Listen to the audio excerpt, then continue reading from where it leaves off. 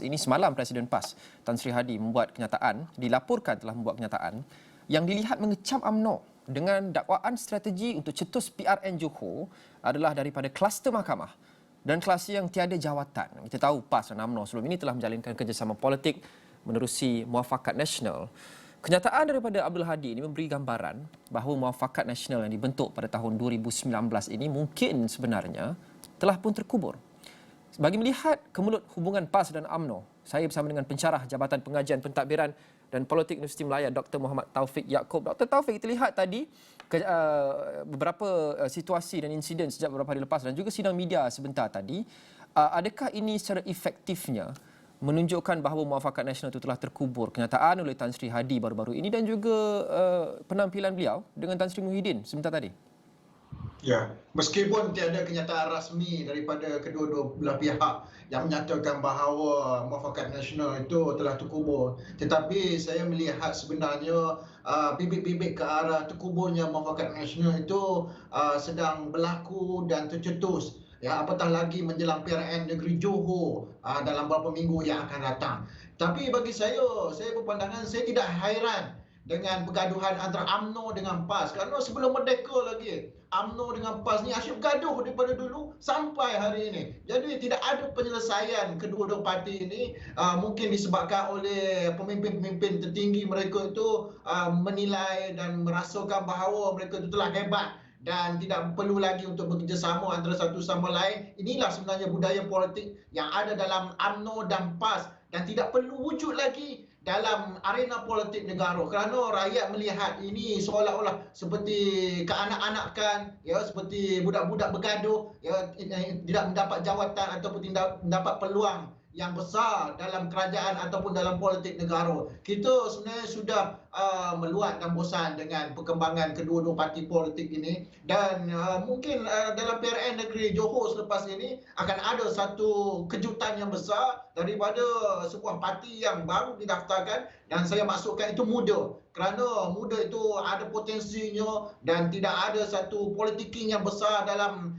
parti politik tersebut, kerana rakyat sudah tidak mahu lagi lihat budaya politik lama sebelum merdeka sampai hari ini. Pusing-pusing keadaan yang sama juga berlaku. Kedua-dua parti politik Melayu Islam terbesar ini bergaduh antara satu sama lain, dan akhirnya yang merugikan itu sebenarnya kepada rakyat itu sendiri. Apa pendapat doktor berkenaan dengan setengah dakwaan mereka yang mengkritik, yang mengatakan bahawa Muafakat Nasional terbentuk pada 2019 berdasarkan satu marriage of convenience, iaitu mereka bersatu pada ketika itu untuk menentang kerajaan Pakatan Harapan, dan mereka lihat ada potensi bahawa base pengundi mereka adalah rata-ratanya sama dari segi kaum dan agama dan sebagainya. Adakah itu satu teori ataupun dakwaan yang doktor setuju?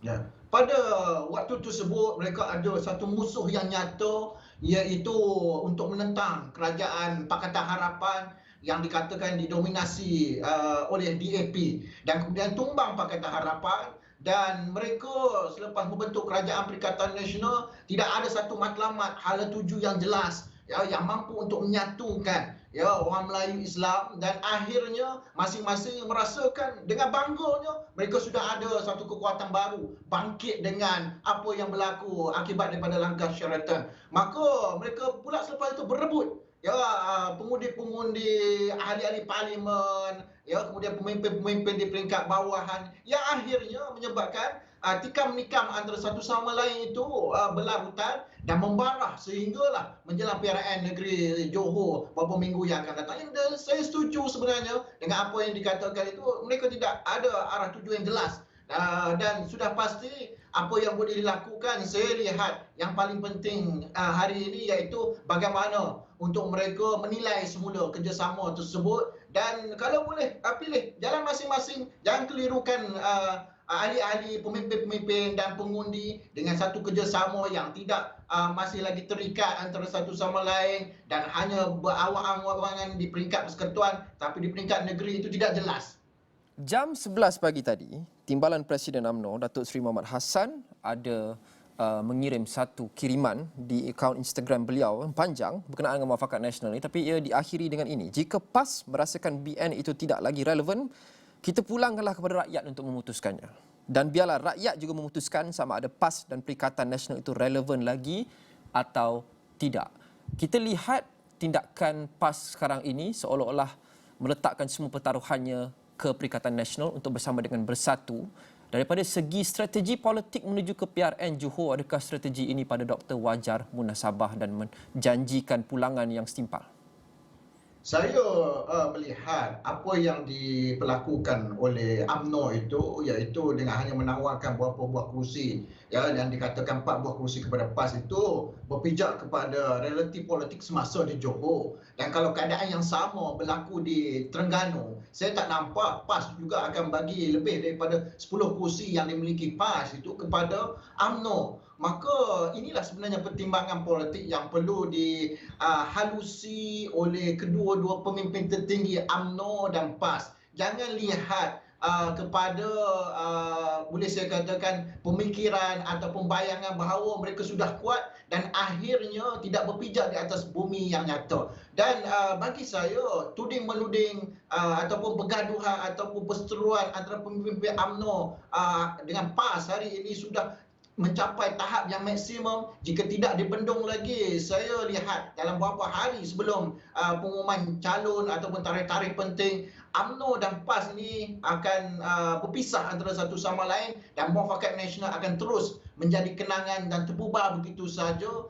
Tetapi kita lihat parti-parti politik Melayu ini akan bersaing menentang satu sama lain dan akan memberi satu kelebihan kepada parti pembangkang, iaitu Pakatan Harapan. Ya, itu dari segi strategi politik, pengagihan kerusi, perbincangan, kompromi dan sebagainya. Tapi bagaimana daripada segi strategi politik, persepsi awam, persepsi pengundi di Johor? Kita lihat Perikatan Nasional dalam Dewan Undangan Negeri Johor kali terakhir sebelum dibubarkan pada 22 Januari lepas ada 12 kerusi, PAS 1 kerusi, Bersatu 11 kerusi, berbanding BN ada 16 kerusi, 56 kerusi dipertandingkan. Jika mereka melihat PN sekarang Bersatu dan PAS bersama-sama seolah-olah akan menentang UMNO head to head seperti yang kita lihat setakat ini.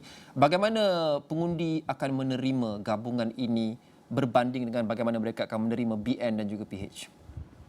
Sifil politik dan formula politik yang nak digunakan bagi membaca PRN Negeri Johor ini perlulah masuk ke satu paradigma baru dan tidak lagi boleh melihat PRU 14 yang lalu. Kerana apa? 750,000 pengundi automatik dan muda akan masuk mengundi dalam PRN Negeri Johor. Sudah pasti ini memberikan satu cabaran yang besar bukan sahaja kepada UMNO tetapi juga kepada PAS, kepada PKR dan kepada muda. Tetapi saya lihat sebenarnya kesemua parti-parti politik ini tidak boleh mendabik dada bahawa mereka boleh menang besar dalam PRN Negeri Johor, apatah lagi dengan mengambil peristiwa ataupun pengalaman di negeri Melaka nak diangkat semula dengan kemenangan yang lebih besar dalam PRN Negeri Johor. Tidak ada satu kubu kuat kepada mana-mana parti politik dalam PRN Negeri Johor sekiranya mereka gagal untuk membentuk kemah-kemah politik yang besar sehingga memberi kemenangan yang mudah kepada kemah politik mereka. Dan saya berpandangan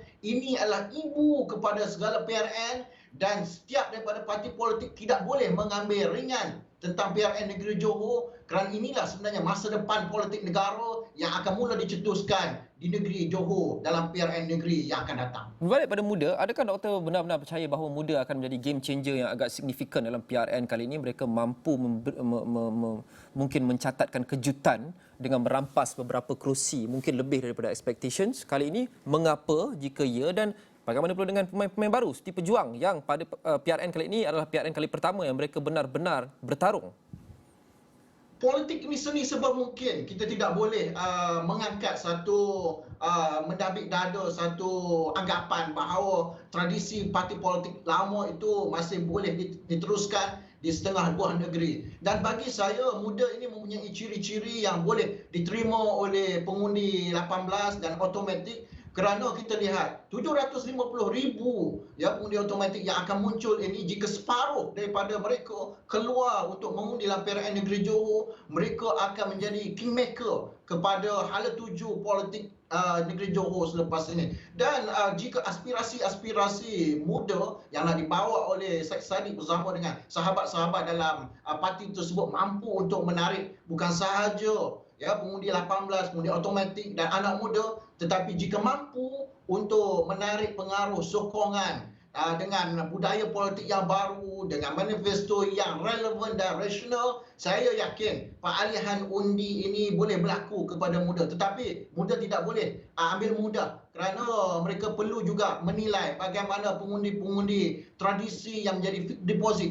kepada parti-parti politik tertentu termasuk PAS dan UMNO. Mereka sudah ada pemilih atau pengundi-pengundi yang tegar kepada parti-parti tersebut. Ini perlu dipertimbangkan oleh muda dengan menawarkan tawaran-tawaran yang realistik dan rasional dengan perkembangan politik semasa dan kehidupan rakyat negeri Johor. Baik, Doktor, terima kasih. Dr. Muhammad Taufik Yaakob, pensyarah Jabatan Pengajian Pentadbiran dan Politik Universiti Melaya.